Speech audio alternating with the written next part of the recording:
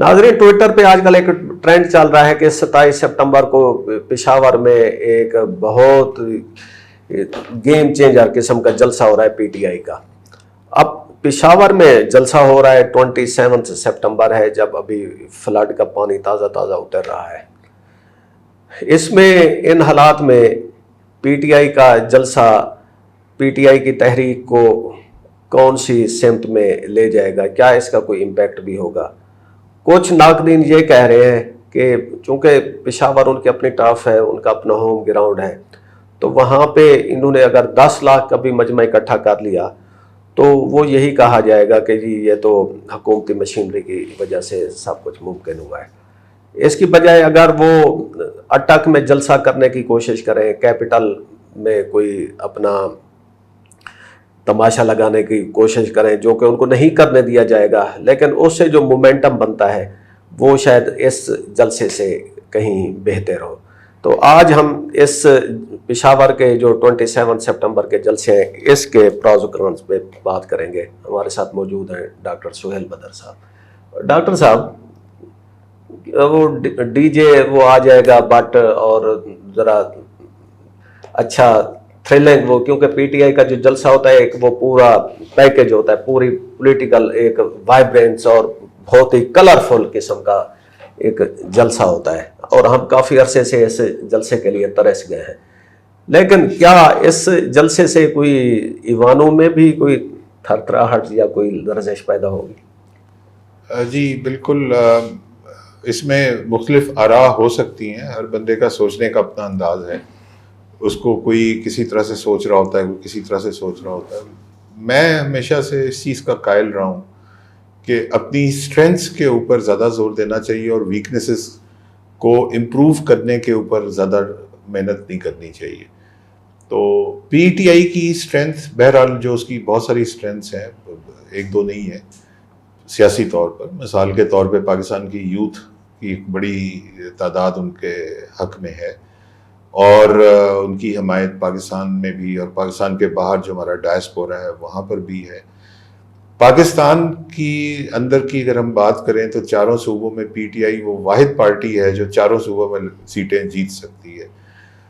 मुस्लिम league नून जो है, मुझे नहीं पता कि सिंध और बलूचिस्तान में सीट जीत सकती है कि नहीं जीत सकती। इवन केपी में भी जो पहले ये हज़ारा बेल्ट में सीटें जीतती थी, वो भी अब डाउटफुली हो गई हैं। नहीं ख़त्म है, इस दफ़ा तो वाइप आउट। हाँ, तो उधर से भी वाइप आउट हो गई है। तो शायद जो मुस्लिम लीग नून है वो पंजाब के बाहर सीट जीतने की पोजीशन में गालिबन नहीं है, या अगर चले एक आध पंजाब में कहाँ पे है डॉक्टर साहब? अच्छा, पंजाब में सलमान तासीर साहब मरहूम जो गवर्नर थे, वो एक बात किया करते थे, जीटी रोड की पार्टी कहा करते थे। तो पंजाब में जीटी रोड अगर हम लाहौर से अटक को सोच लें तो शायद उस जमाने में वो रही होगी लाहौर से अटक तक, लेकिन अब तो वो भी उसका एक 2018 तक थी। ये जो जीटी रोड है ना, लाहौर से लेकर गुजरांवाला तक, उस ये नून लीग के कब्जे में रही। आगे गुजरात से ऑनवर्ड वो पेशावर तक वो जो जीटी रोड थी वो कैप्चर हो गई थी। जी बिल्कुल, क्योंकि गुजरात क्रॉस कर लें तो वो मेरा ख्याल है एक आखिरी सीट जो इनकी हो सकती है वो सराय आलमगीर वाली, जो आबिद रजा कोटला साहब की, वो उसको बाद आप क्रॉस करते हैं सराय आलमगीर को और आप गुजरात में जेलम में एंटर हो जाते हैं। तो जेलम पिंडी से लेके अटक तक मुझे तो नहीं लगता कि कोई ज़्यादा सीटें हैं। कोई एक आधी कोई ज़ाती किसी की अपनी कॉन्स्टिट्यूंसी में इतनी स्ट्रेंथ हो कि एक आध सीट निकाल ले तो निकाल ले, अदरवाइज तो मुझे नहीं लगता उस, क्योंकि वो जो पोठवार का इलाका है उसमें कौमी असम्बली की 22 सीटें 22, तो अगर एक आध ले भी ले तो कम से कम 18, 19, 20 सीटों में तो मुझे नहीं लगता कि नून लीग की अब सलाहियत है वहाँ से जीतने की। इसी तरह जो वेस्टर्न पंजाब है जिसमें भक्कर लिया वगैरह है, उसमें भी मुझे कोई ख़ास नहीं नज़र आता। साउथ पंजाब में भी नहीं है। तो सेंट्रल पंजाब में लाहौर का अगर एक 60 मील का दायरा लगाएं तो इतनी ही स्ट्रेंथ है। दूसरी पार्टी जो है पीपल्स पार्टी, इसी तरह जिस तरह नून लीग की पंजाब से बाहर सीटें मुश्किल ही नज़र आती हैं, इस तरह पीपल्स पार्टी की सिंध से बाहर सीटें मुश्किल नज़र आती है। हालांकि पीपल्स पार्टी वो पार्टी है जिसकी जब तक वो इलेक्शन जीत के हुकूमत में आती थी तो उसकी सीटें पंजाब की सिंध से ज़्यादा होती थी, और आखिरी दफ़ा जो इलेक्शन जीत की हुकूमत में 2008 में आई थी, जिसमें गिलानी साहब वज़ीर आज़म बने थे, ज़रदारी साहब सदर बने थे, اس والے الیکشن میں بھی ان کی 29 سیٹیں سندھ میں تھیں اور 44 سیٹیں ان کی پنجاب میں تھیں. تو خیر وہ زمانہ اب نہیں رہا کہ پیپلز پارٹی پنجاب میں 44 سیٹیں لے لے. اب تو 44 کی بجائے شاید 4.4 ہی لے سکتی ہے. تو باقی رہ گئی پی ٹی آئی کراچی میں بھی لے سکتی ہے, پنجاب میں بھی لے سکتی ہے, کے پی میں بھی لے سکتی ہے, ایون بلوچستان میں بھی لے سکتی ہے. اچھا اب آ جائیں وہ آپ کا جو اوریجنلی جو سوال تھا, تو اس میں میری ذاتی رائے یا سوچ یا تھنکنگ یہ ہے کہ کیونکہ میں قائل ہوں اسٹرینتھس کے اوپر زور دینے کا, تو چونکہ پی ٹی آئی کی ایک بڑی اسٹرینتھ ہے کے پی, اگر فرض کریں کہ مجھے کہا جائے کہ آپ پی ٹی آئی کی منصوبہ بندی کریں, تو شاید میرا سب سے زیادہ جو فوکس ہوگا وہ پی ٹی آئی کو بہت زیادہ جلسے کرنا اور منظم کرنا اور زیادہ فوکس کرنا کے پی میں ہی ہوگا. کے پی میں آپ نہیں, کے پی میں تو آلریڈی ان کی حکومت ہے. ہاں اسی لیے میں کہہ رہا ہوں کہ آلریڈی حکومت بھی ہے, اور آلریڈی کیونکہ میں اس چیز کا ہمیشہ سے قائل رہتا ہوں کہ اپنے اسٹرینتھس کو ہی مزید اسٹرینتھن کیا جائے. تو نہیں, اگر پشاور میں جلسہ ہوتا ہے تو اب ان کا جو اس وقت سب سے بڑا مسئلہ ہے وہ ہے عمران خان کی رہائی. اس سے کیا یہ پنجاب کے جو ورکرز ہیں یا اسلام آباد کی جو انتظامیہ ان کو تھوڑا کوئی اثر پڑے گا؟ دیکھیں میرا خیال ہے کہ اگر یہ پشاور میں اور اس کے بعد کے پی میں, کیونکہ سوابی میں P T I coffee strong ہے. سوابی جو ہے وہ پنجاب کے بارڈر پہ ہے, دریا سندھ کے اس طرف جو ہے اٹک ہے اور اس طرف سوابی ہے. تو اس کا میں یہ سمجھتا ہوں کہ ٹرکل ڈاؤن ایفیکٹ اس کا پوٹھوار کے علاقے میں ڈیفینیٹلی آئے گا, جس میں اٹک پنڈی وغیرہ شامل ہے. نہیں, ٹرکل ڈاؤن کا کیا, وہ دیکھیں جو الیکشن کی ہم بات کرتے ہیں فارم 45 اور پھر فارم 47, تو ہمیں تو یہ پتہ چلتا ہے کہ جو پنجاب کے جو بارڈرنگ ایریا وہ ہیں ڈسٹرکٹس یا آگے آ جائیں کیپٹل اور اس سے آن ورڈ, وہاں پہ پی ٹی آئی کی پاپولیرٹی زیادہ تھی, ان کی سیٹیں بھی تقریباً وہ جیتی ہوئی ہیں. تو اس اب ٹرکل ڈاؤن ایفیکٹ کو کیا کرنا ہے جب وہ انتظامیہ ہی اس کو کیپچر کر لیتی ہے سارے ان اثرات کو. پی ٹی آئی کی پاپولیرٹی تو میرے خیال میں ایک اسٹیبلش فیکٹ ہے. اب مسئلہ یہ ہے کہ موبلائز کرنا ہے ورکر کو. دیکھیں انتظامیہ کو بھی تو ہر دفعہ ایک نئی ترکیب لگانی پڑتی ہے, کبھی وہ آر او کا الیکشن کراتی ہے, کبھی فارم 47 کا الیکشن کراتی ہے, تو اس کو ایک کوئی نئی ترکیب سوچنی پڑے گی کہ اگلی دفعہ اپنے مطلوبہ نتائج لینے کے لیے, جس طرح ایک دفعہ انہوں نے آر او کا الیکشن کرایا, ایک دفعہ فارم 47 کا کرایا, تو اگلی دفعہ کوئی نئی ترکیب سوچنی پڑے گی. تو کہاں تک ترکیبیں سوچیں گے؟ اچھا, تو پشاور کے جلسے کے بعد پھر کیا ہوگا؟ پشاور کا جلسہ ہو گیا, اس میں 1 ملین ہم کہتے ہیں جی لوگ آ گئے, پاکستان کی تحریک کا سب سے بڑا جلسہ ہو گیا. What next? دیکھیں مطلب سیاست جو ہوتی ہے یہ تو ایک لگاتار مطلب ہے کہ کنٹینیوٹی ہوتی ہے ایک مومنٹم بلڈ کرنے کی.